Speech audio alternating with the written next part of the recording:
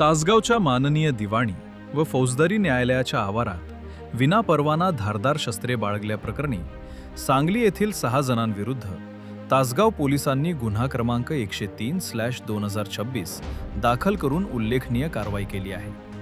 सांगली येथील ऋषिराज प्रवीण झोरे, हनुमंत दिगंबर गायकवाड, अरमान हजरत अली कवठेकर, सैफ समीर जमादार तसेच 2 अल्पवयीन मुलांवर BNS कलम 189, 2, 189 4, 190 तसेच शस्त्र अधिनियम कलम 4 व 25 अन्वये सामुदायिकरित्या परवाना नसताना प्रतिबंधित क्षेत्रात घातक शस्त्रे बाळगल्याप्रकरणी गुन्हा दाखल करण्यात आला आहे. 2 दिवसांपूर्वी नेहरूनगर तालुका तासगाव येथे एका घरावर दगडफेक करून वाहनांचे नुकसान केल्याच्या प्रकरणातील आरोपींना न्यायालयात हजर करण्यात येणार होते. या आरोपींच्या समर्थनार्थ काही युवक न्यायालयाच्या आवारात जमा झाले होते.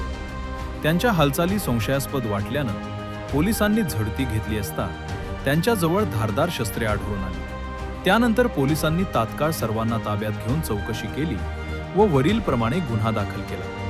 या कारवाईमुळे न्यायालय परिसरात संभाव्य अनुचित प्रकार टळल्याचे बोलले जात आहे. ही कारवाई तासगावचे नूतन पोलीस निरीक्षक विशाल टकले यांच्या मार्गदर्शनाखाली पोलीस कर्मचारी विवेक यादव, अमर सूर्यवंशी, प्रशांत चव्हाण, सुरेश भोसले, सूरज जगदाळे व पवन जाधव यांनी केले. तासगाव लाईव्ह न्यूज मराठीसाठी प्रतिनिधी राज चव्हाण,